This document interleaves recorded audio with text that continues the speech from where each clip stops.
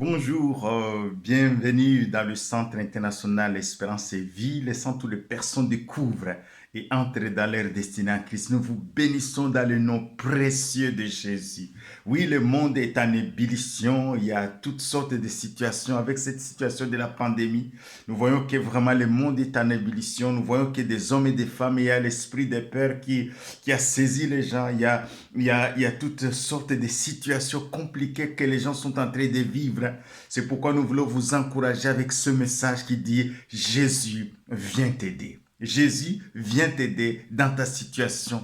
La Bible dit que parce qu'il a souffert lui-même, il a été tenté par des choses et il a souffert, il peut secourir ceux qui sont tentés. Il peut secourir, il peut te secourir. Et surtout que lui, il est mort. Il est mort, il a résisté jusqu'à la mort de la croix. Il est ressuscité et il vit pour l'éternité. C'est pourquoi il vient t'aider. Et ce matin, nous allons voir encore l'épisode de sa vie où toujours le diable l'a poursuivi. Et vous vous souvenez de 4 messages que nous avons posté. Donc, il s'agit de la tentation. Il a connu la tentation physique, il a connu la tentation spirituelle, il a connu la tentation psychique.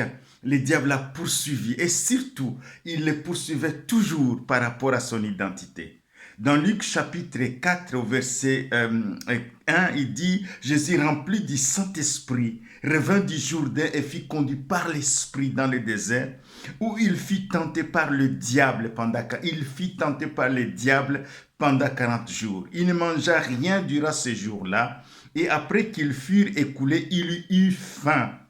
Le diable lui dit, si tu es le Fils de Dieu, ordonne à cette pierre qu'elle devienne du pain.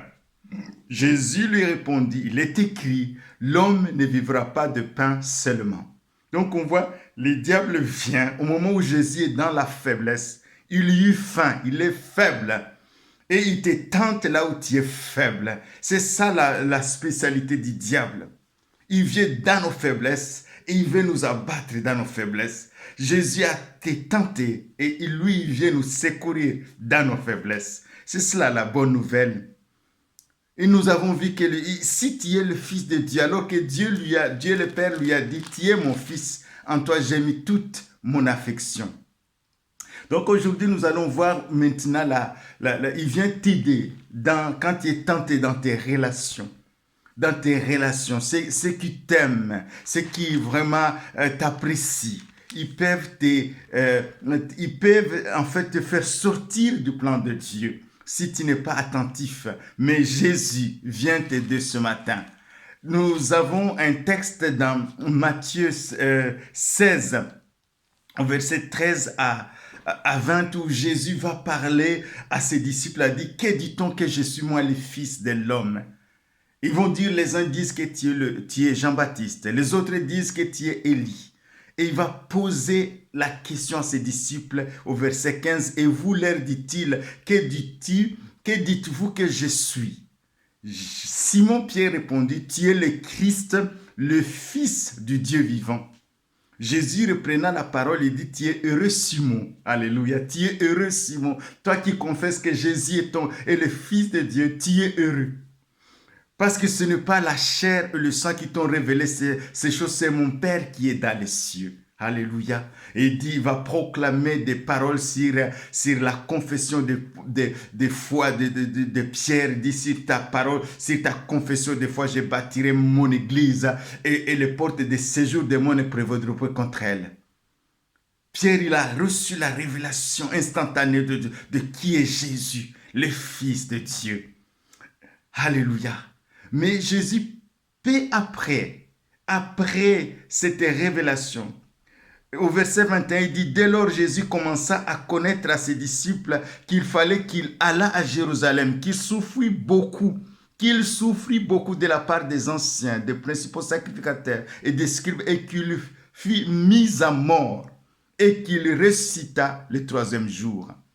Pierre, l'ayant pris à part, s'est mis à le réprimander et dit, à Dieu ne plaise, Seigneur, cela ne t'arrivera pas. Tu ne vas pas souffrir. Tu ne peux pas souffrir parce que tu es le Fils de Dieu. On ne peut pas te mettre à mort parce que tu es le Fils de Dieu. Tu ne peux pas souffrir. C'est ce genre de pensée quand nous traversons des moments difficiles.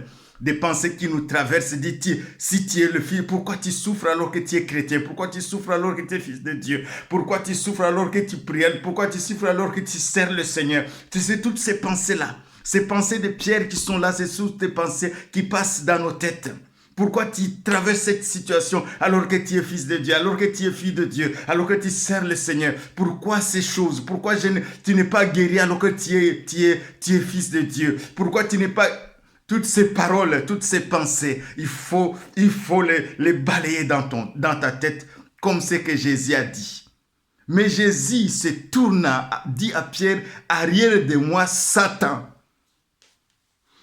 Arrière de moi, Satan. Satan a poursuivi toute la vie de Jésus. Comme toi et moi, toute notre vie, il nous poursuit. Mais quand nous savons qui nous sommes, quand nous savons notre mandat, quand nous nous nourrissons de la parole de Dieu, l'homme ne vit pas de pain seulement, mais de toute la parole, des paroles qui sortent de la bouche de Dieu. Quand nous nous nourrissons de la parole de Dieu, qui nourrit nos cœurs et qui change nos pensées, qui nous transforme, et nous sommes transformés par le renouvellement de l'intelligence. Et quand le diable vient, on dit non, même si je traverse cette situation, je suis fils de Dieu. Et cela me suffit. Mon avenir est tellement glorieux. Ton avenir est en enfer. Tu iras en enfer. Mais moi, mon avenir est glorieux. Et là, le diable va partir. Arrière de moi, Satan. Tu mets un scandale car tes pensées ne sont pas les pensées de Dieu, mais celles des hommes. Arrière de moi, Satan. Aujourd'hui, si tu es tenté dans cette genre de tentation, c'est quelqu'un qui t'aime peut-être. C'est peut-être ton mari, c'est peut-être ton enfant, c'est peut-être ton épouse, c'est peut-être ton frère, c'est peut-être ton collègue, c'est peut-être quelqu'un de proche qui commence à te faire dévier de la bonne voie. Tu lui dis... Arrière de moi, Satan. Alléluia. Tu mets un scandale. Si je traverse cette situation, je sais qui je suis et je sais qui je sers. Je sers Dieu, le Dieu vivant, le Seigneur de gloire, celui qui tient le monde dans ses mains, qui tient l'univers dans ses mains. Je sers ce Dieu-là. Je crois ce Dieu-là, c'est mon Père. Il prend soin de moi. Il me conduit. Même si aujourd'hui cette situation me semble incontrôlable, lui, il est sur le trône. Il contrôle tout. Tout est entre ses mains. Et je me réjouis en espérance de ce qu'il va faire demain. Parce que Christ a moi l'espérance de la gloire. Arrière de moi, Satan. Alléluia. Oui, nous voyons que nous pouvons traverser des moments difficiles. Satan nous poursuit. La Bible dit qu'il rôde autour de nous comme un lion. Cherchant qui va dévorer. Il dit résistez-lui par une foi ferme. Résistez-lui comme Jésus. Ici, il a résisté. Il dit arrière de moi, Satan. Tu passes par les hommes pour me faire du mal. C'est toi, je t'ai découvert. Arrière de moi, Satan. Alléluia. Oui, mes bien-aimés, aujourd'hui, si tu traverses des moments difficiles, nous voulons prier pour toi. Que Jésus encore vienne parce qu'il est vivant. Il est devenu un esprit vivifiant. Il est vivant et par son Esprit Saint, il agit partout dans le monde entier. Partout dans le monde entier, là où tu te trouves, il suffit de dire Seigneur, viens m'aider. Je vais m'écrouler, mais viens m'aider. Je suis à toi, je me confie en toi. Seigneur, merci pour ces hommes et ces femmes, quelles que soient les situations qu'ils traversent. Oui, Seigneur, tu les as aimés. Tu as donné ta vie à la croix de Golgotha. Ils sont précieux à tes yeux. Et je te prie, Seigneur, pour ceux qui sont malades, de poser ta main guérissante sur eux.